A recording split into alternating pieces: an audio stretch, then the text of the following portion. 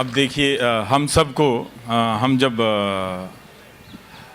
बड़े हो रहे होते हैं तो हम सब के भीतर कई तरह से डर होते हैं और वो डर हमें विरासत में मिलते हैं, माँ बाप से मिलते हैं, समाज से मिलते हैं, फिर धीरे धीरे उसमें सिस्टम और उसमें ज़िंदगी की असुरक्षाएं भरती चली जाती हैं, उस डर को बहुत बड़ा करती जाती हैं। तो निश्चित रूप से एक दौर ज़रूर था कि भूत का बहुत डर लगता था और अब नहीं लगता है। लेकिन इस देश में ऐसे बहुत से लोग हैं जो जानते हैं कि भूत नहीं होता है, लेकिन भूत का डर लगता है और कुछ लोग इस भूत के डर से छुटकारा पा जाते हैं।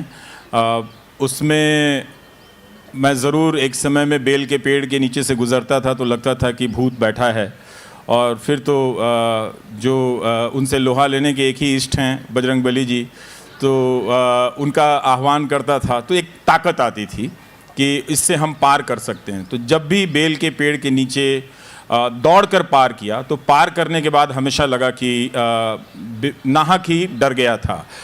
दौड़ के आराम से भी पार किया जा सकता था, अगर भूत होता तो दौड़ते हुए भी पकड़ सकता था।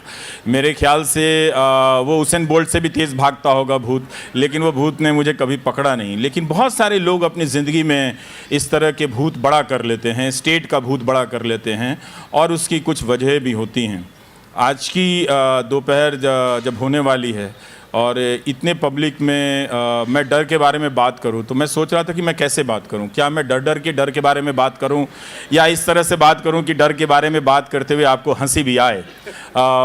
ये ज़रूर था कि जब आप कमज़ोर छात्र होते हैं तो समाज डर भरता है आपके भीतर कि आप ज़िंदगी में कुछ नहीं कर पाएंगे, घर वाले डर भरते हैं, परीक्षाओं का डर भरता है। अप्रैल और मार्च का महीना आता था तो झुरझुरी सी होने लगती थी कि ये महीना क्यों आता है मेरे लिए, और साल में ये 2 महीने इसलिए आते हैं मुझे डराने के लिए कि अब बोर्ड के इम्तहान होने वाले हैं, अब तो तुम्हें पास करना पड़ेगा और वहाँ तक पहुँचना पड़ेगा। तो बहुत से लोग इस देश में आज भी ऐसी चीज़ें बनाई गई हैं जिससे आप डरते हैं। पिता का डर सबसे बड़ा डर होता है, उनके डर के कारण आप बहुत सारी चीज़ें नहीं करते हैं, बहुत सारी चीज़ें करने का जोखिम भी उठाते हैं। तो वो डर एक चैलेंज होता है।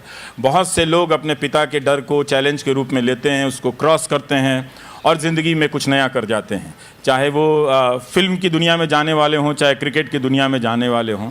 तो अगर जिस किसी ने भी पिता के डर को क्रॉस कर लिया, उसे फिर डर को क्रॉस करना आ जाता है। वक्त लगता है लेकिन वो धीरे धीरे करने लगता है। तो हम सब के अपने अपने तरीके होते हैं कि पिता के डर को आप कैसे क्रॉस करेंगे। वो डर हमने अपने लाइफ में क्रॉस करने की कोशिश की। भले ही उन्हें शाम के वक्त फिल्में देखना बुरा लगता था तो मैं सुबह के वक्त फिल्में देखता था, और वो तब जब सुबह के वक्त की फ़िल्मों की छवियां बहुत ख़राब होती थीं। मॉर्निंग शो मतलब कुछ और होता था, लेकिन तब भी मॉर्निंग शो में कुछ अच्छी फिल्में लगी होती थी तो मैं दोपहर से पहले देख आता था। तो बहुत तरह के डर हैं। अगर आप डर के बारे में प्रोसेस की बात करें तो मैं एक बहुत ही डरने वाला व्यक्ति रहा हूं, और शायद ये अभी भी है। क्या आपको याद है कि ज़िंदगी में पहला स्वाद जो डर का था वो आपने कब चखा था? ये परीक्षा के भूत से पहले? परीक्षाओं के दौर में मैं अक्सर पटना में गंगा नदी के किनारे चला जाया करता था। माँ गंगा ने कभी नहीं बुलाया, लेकिन मैं चला जाता था क्योंकि मुझे डर लगता था और मुझे गंगा को देखना बहुत सुंदर लगता था। और गंगा मेरी ज़िंदगी का और मेरी स्मृतियों का बहुत अहम हिस्सा है। पटना में तब वो काफ़ी चौड़ी हुआ करती थीं और उनकी लहरें और उन पानी का जो रफ्तार है। आज एक जहाज़ की बहुत चर्चा है, विलास, लेकिन उस वक्त हम भी अपने गांव से इसी तरह के जहाज़ से पटना आया करते थे और उसमें बाकायदा गाय के लिए चारा वगैरह लाद कर हमारे घरों के लिए आता था, अनाज आता था गांव से जब हम शहर के लिए आते थे।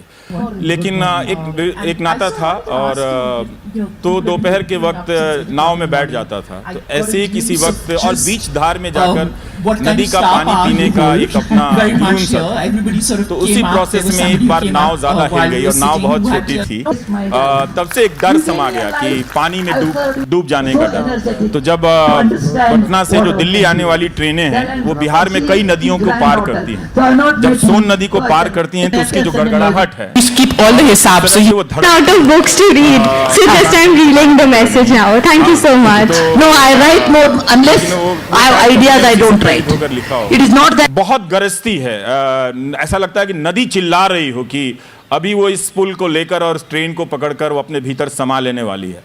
तो वो एक डर है, वो बहुत ज़्यादा स्पार्क करता है। लेकिन फिर जैसा कि है कि जब वो ट्रेन पार कर जाती है तो लगता है कि अब दिल्ली पहुंच जाएंगे, बक्सर निकल गया है। दो बातें हैं। एक, अभी आपने कहा कि आपको बीच धार में, गंगा की बीच धार में जाकर पानी पीने का जुनून था। वो जुनून अच्छा लगता था, पानी बहुत साफ मिलता था वहाँ। तो जिंदगी की धार में जाके, डर की बीच धार में जाके खड़ा होने का जुनून भी आपको है?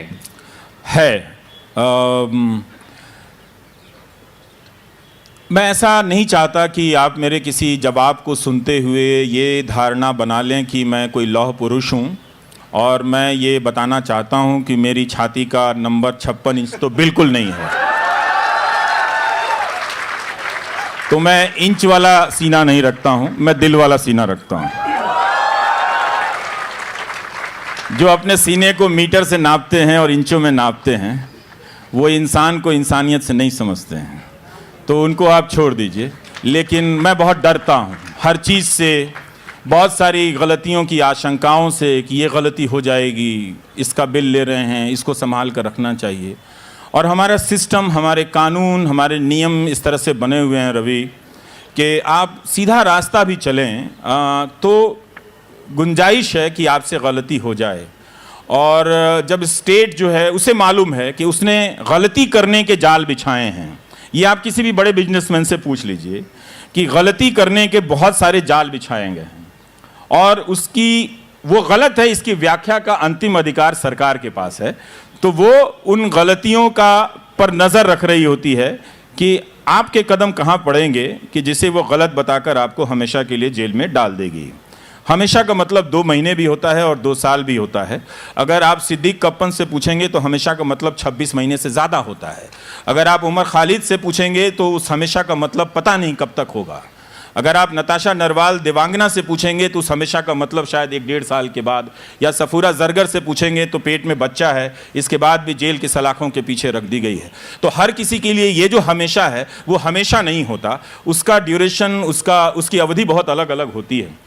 और ये जो डर है जो दूसरे के जीवन में घट रहा होता है वो आपके जीवन में घटने लग जाता है। आप बेंगलुरु की उस लड़की को याद कीजिए, अमूल्या नाम था, जिसने दोनों मुल्कों के जिंदाबाद के नारे लगा दिए गए, तो पब्लिक ने इतना भय क्रिएट किया कि पब्लिक के दबाव से बाप ने अपनी बेटी को डिजोन कर दिया, कह दिया कि मेरी बेटी से मेरा कोई नाता नहीं है, और वो 100 दिनों से ज़्यादा जेल तक रहती है, उसके खिलाफ कोई चार्जशीट तक नहीं पेश हो पाती है, और वो फिर रिहा की जाती है। तो मालूम नहीं कि इस डर को, ये डर मेरा है या अमूल्या का है, या अमूल्या का डर मेरे भीतर है, या आपके भीतर का जो डर है वो मेरे भीतर है, या मेरे भीतर जो डर है वो आपके भीतर है। आप सब जो लोग सुन रहे हैं, सबके भीतर कई प्रकार के डर हैं। और इस डर में जो स्टेट का डर है वो आज इतना बड़ा हो गया है कि बहुत से लोगों को लगता है कि बोलना आउटसोर्स कर दिया जाए। मैं बोलूँ तो जब मैं बोल रहा हूं तो मैं 1000 लोगों के डर को भी रिफ्लेक्ट कर रहा हूं। तो मैं खुद अपने कारणों से, अपनी कमजोरियों से डरा तो हुआ ही हूं, मैं आपके बदले भी डर रहा हूं। तो एक आदमी अगर 1 लाख आदमी के बदले डरेगा तो उसके भीतर का जो डर है उसके अस्थि पंजर को हिला देगा, उसकी रातों की नींद छीन लेगा, और उसके शरीर में जहाँ तहाँ से दर्द होने लग जाते हैं। डॉक्टर त्रेहान बैठे हैं, मैंने उनसे कहा कि कई बार लगता है कि सर मैं आपके पास आकर पहले ही स्टेंट लगवा लेता हूँ, कई बार लगता है कि बर्दाश्त नहीं हो पाता है, तो मेरे में पहले ही आप स्टेंट लगा दीजिए ताकि वो मैं झटका झेल लूँ। तो वो होता है, रातों को नींद नहीं आती है, दोपहर तक ऐसा लगता है कि अधमरा सा पड़ा हुआ हूँ और कोई ऐसा वाक़या हुआ है। आप जैसे दिल्ली में जो लड़कियाँ बैठी हैं कुश्ती वाली, वो कितनी ताकतवर लड़कियाँ हैं। हम में से आधे लोगों को, जो यहाँ पर है 72 इंच वाले को, आधे सेकंड में वो जैसे ज़मीन पर पटकेंगे कि 72 महीने तक नहीं उठ पाएंगे। 56 इंच वाले की भी तो छोड़ दीजिए आप। हाँ, लेकिन आप देखिए कि वो जो लड़कियां जिस व्यक्ति के खिलाफ धरने पर बैठी हैं, उसका नाम लेने में भी डर लगता है, और डर लगना भी चाहिए। इतना आसान नहीं है। उनके इलाके में जब जाएंगे तो पता चलेगा कि वो डर कितना बड़ा है। आप फिर भी सरकार का नाम ले लेते हैं, लेकिन उनका नाम लेकर उनके इलाके में ज़रा बोल कर दिखाइए। तो इसलिए 3 दिन 4 दिन लग गए, और उन लड़कियों को जिनके मेडल जीतने पर आपको गर्व वगैरह हो जाता है, और आप एक आइसक्रीम ज़्यादा खा लेते हैं उस दिन, और कैलोरी की भी चिंता नहीं करते हैं। आज आपके भीतर कैलोरी का एहसास नहीं है, क्योंकि आप फील नहीं करना चाहते, क्योंकि जैसे ही उस कैलोरी को आप पकड़ेंगे, आपको उस व्यक्ति का नाम लेना पड़ेगा, लिखना पड़ेगा बृजभूषण सिंह, बोलना पड़ेगा बृजभूषण सिंह। और आप उस इलाके में जाकर जब आप बृजभूषण सिंह बोलते हैं, तो आप अपने भीतर की तमाम तरह के डरों से लड़ते हुए बोलते हैं, ये जानते हुए भी कि आपको कोई बचाने नहीं आएगा। तो ये हमारा देश है जहां पर किसी को भी, आप में से किसी को भी, मुझे भी, फर्जी केस में फंसा देने का इस स्टेट को जरा भी शर्म नहीं है। उसे कभी नहीं लगता कि यह अनैतिक है, यह गलत है। उसे लोगों ने ही मान्यता दी हुई है कि आप किसी को फंसा दीजिए। ऐसे बहुत सारे लोग मिलेंगे, ये तो पहले भी होता था, जैसे अब होना जायज है। तो इस तरह से ये जो एक स्टेट का डर है, अब वो मेरा अपना डर है। जो मेरे भीतर का जो डर था, वो बहुत सारा डर निकला भी है लिखते लिखते एक प्रोसेस के दौर में, लेकिन उसके हिस्से रह जाते हैं। रवि, आप कभी भी अपने बचपन की कमज़ोरियों, स्मृतियों से आप वापस नहीं निकल पाते हैं। जो सामाजिक ताने होते हैं, जो लड़कियों को अच्छी तरह से पता है कि उनकी स्मृतियों में ऐसे कितने ताने, कितनी यादें दर्ज हैं, और वो समय समय पर मौसम के साथ जब रुत बदलते हैं, जब कोई व्यक्ति उनके सामने अलग अलग तरह का खड़ा होता है, तो उन यादों से टकराती हैं। तो हमने एक सुरक्षित समाज नहीं बनाया। सुरक्षित समाज अगर हम बनाते तो उसमें बहुत सारे आश्वासन होते, और सबसे बड़ा आश्वासन ये होता कि जो राज्य है जिसके लिए हम खड़े होते हैं, जिसके लिए हम जीते मरते हैं, वो हमें आश्वासन देता कि आपके साथ गलत नहीं होगा। लेकिन जब स्टेट सबसे ज़्यादा गलत करने वाला एजेंट बन जाए और गलतियों का साथ देने वाला एजेंट बन जाए, तो ज़रूर कहना चाहिए कि मुझे डर लगता है। और अगर आप जब नहीं कहते हैं कि आपको डर नहीं लगता है, इसका मतलब है कि फिर आप उस स्टेट का पार्ट हैं, उस एजेंसी का हिस्सा हैं, तभी आपको डर नहीं लगता है। एक रवीश, आप जो कह रहे थे कि आप जब आप कहते हैं कि आपको डर नहीं लगता है, कुछ कई लोग हैं वो इसलिए नहीं लगता है क्योंकि आपने कहा कि वो अलाइन हो चुके हैं स्टेट के साथ, अपना राइट सरेंडर कर दिया है। लेकिन मैं ये डर जो है, इसके बारे में ये भी पूछना चाहता था कि there's people and citizens, of course they are fearful, but the state which uses these instruments of control and of intimidation, the state and the representatives of the state, more today than perhaps earlier, but पहले भी हुआ करता, they are also in the grip of fear. तो उनका डर जो है, उसको आप कैसे समझते हैं? अब institutions को control करना, to make sure that information doesn't reach people, and therefore, to spread lies or to try and control the voices that speak out in media, etc. That also is born of a fear that these people have, the state. How do you see their fear? अभी आपको याद होगा कि chief justice ने एक बात कही थी कि कायदे से बेल जो है वो रूल नहीं है। मतलब आप बहुत एक्सेप्शन हो तभी आप बेल ना दें। कोई अगर बेल मांग रहा है तो उसको बेल मिलनी चाहिए, ज़मानत मिलनी चाहिए। लेकिन चीफ जस्टिस ऑफ इंडिया कहते हैं कि बहुत से जजों को अब डर लगता है बेल देने में। तो जब जजों को डर लगने लग जाए, तब इस देश के फ्यूचर के लिए, मुस्तकबिल के लिए तो आपको डर लगना चाहिए। फिर तो आपको कोई नहीं बचाएगा। जब चीफ जस्टिस ऑफ इंडिया कह रहे हैं कि जजों को डर लगता है, और वो एक्सपर्ट हैं अपने डोमेन के, क्रिमिनल लॉ के एक्सपर्ट हैं, वो कह रहे हैं कि उनके कानूनी समझ में कोई कमी नहीं है, वो फैसला करने के काबिल हैं कि इसे ज़मानत मिलनी चाहिए या नहीं मिलनी चाहिए, लेकिन वो ज़मानत देने में उन्हें डर लग रहा है। जब जज को डर लग रहा है तो अगला सेशन आप जजों को लेकर कीजिए, उनसे पूछिए जब रवीश कुमार को नहीं लगता आपको क्यों डर लग रहा है। रवीश कुमार को डर क्यों नहीं लगता? रवीश कुमार ने बोलना ही हमें लिखा है फ्री वॉइस में कि मुझे डर से साहस मिलता है। तो आपको डर से कौन सी कैलोरी मिलती है? अब वो सिर्फ मेरे उसका कारण मेरे भीतर नहीं है, उसका कारण लोगों के भीतर है। देखिए, चाहे नेता हो या कोई सार्वजनिक व्यक्ति हो, उसकी शक्ति उसमें नहीं होती है, उसकी शक्ति लोगों में होती है।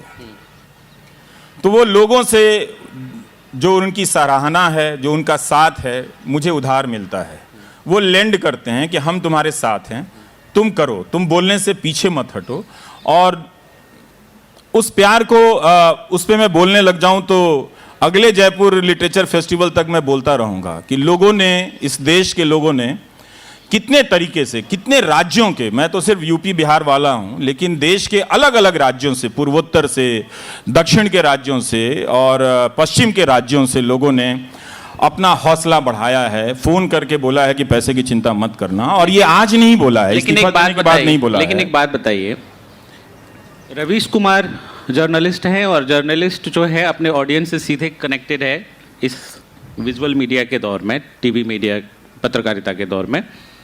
तो उनको लोगों से सीधे प्यार, हौसला, मॉरल सपोर्ट जो भी कहिए वो मिलता है, तो उनको डर से लड़ने का साहस मिल जाता है।